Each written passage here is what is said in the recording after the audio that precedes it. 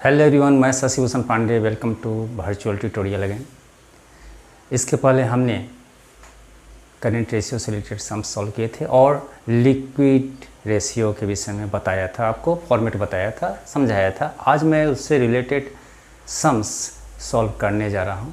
आप देखिए किस तरह से उस फॉर्मेट से हम लिक्विड रेशियो को सॉल्व कर सकते हैं, बना सकते हैं, निकाल सकते हैं। लिक्विड रेशियो है क्या चीज़? लिक्विड रेशियो का जो आइडियल रेशियो है वह 1:1 है। यदि 1:1 हो, कहने का मतलब हो गया कि एसेट्स और लायबिलिटीज दोनों समान है। इसका मतलब है कि हम आराम से फंड के द्वारा अपने लायबिलिटी को पूरा कर सकते हैं, लायबिलिटीज को चुकाया जा सकता है। अगर 1:1 यानी कि यदि 1 से ज़्यादा हो जाता है एसेट्स तो उस स्थिति में तो और बेटर ही है, लेकिन फिर भी 1:1 ही होना चाहिए। अगर उससे कम हो जाता है तो उस स्थिति में हो सकता है कि हमें लायबिलिटी को चुकाने में असमर्थता जाहिर करनी होगी और उस स्थिति में कर्ज देना पड़ सकता है चुकाने के लिए। लेकिन आज हम देखते हैं कि रियल में इसका कितना होता है, 1:1 आता है या 1:1 से ज़्यादा आता है या उससे कम आता है सॉल्व करने के बाद। तो किस तरह से सॉल्व करते हैं सो हम देखेंगे। तो calculate the liquid ratio from the figures given below. Debentures 1,40,000, stock in trade 70,000, bank balance 30,000, debtors 60,000, general reserve 40,000, creditors 66,000, share capital 1,20,000 and bills payable 14,000। हमें निकालना है लिक्विड रेशियो। तो लिक्विड रेशियो का फॉर्मूला हमने आपको बताया था।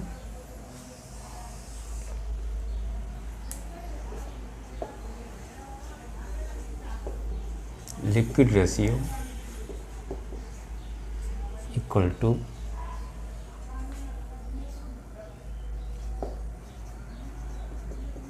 लिक्विड एसेट्स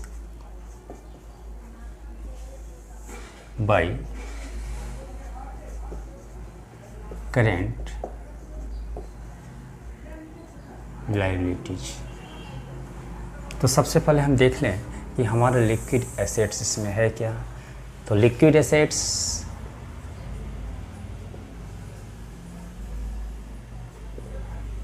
निकाल लें, हम लोग फाइंड आउट कर लें।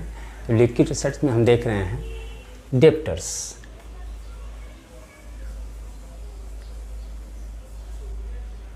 ये आपका है 60,000 एंड डेप्टर्स के बाद आपका बैंक बैलेंस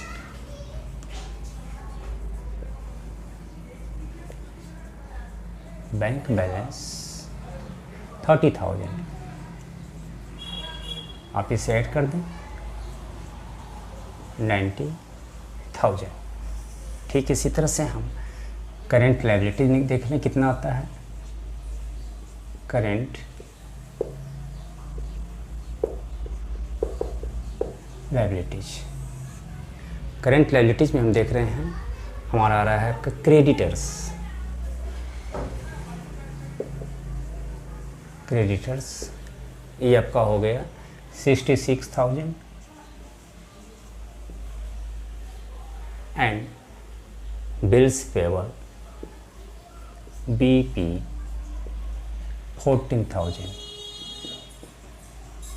हम ऐड कर दें 80,000। हम देख रहे हैं 18,000 आ गया। अब इसे हम यहाँ रखते हैं liquid assets 90,000 by current liabilities 80,000 means 9/8। अब इसे हम यदि 8 से डिवाइड करते हैं तो 1.125:1 में भी अगर आप इसे डिवाइड करके देखें तो 1.125 आना चाहिए। तो हम क्या देख रहे हैं कि इस स्थिति में 1.125:1 है। इसका मतलब यह हुआ कि कंपनी उस स्थिति में है कि वह अपनी लायबिलिटी का पेमेंट कर सकती है। कहने का मतलब यह 1:1 से ज़्यादा है, यानी कहने का मतलब लिक्विड एसेट जो हमारा है वो 1.125 यानी 1 से ज़्यादा है। और लायबिलिटी हमारा 1 है, तो हम पेमेंट कर सकते हैं और कंपनी की स्थिति अच्छी है। तो आप इसे नोट कर लें, फिर मैं नेक्स्ट क्वेश्चन में आऊँगा और भी बताऊँगा कि कैसे किस तरह से अदर रेशियो को सॉल्व किया जाता है।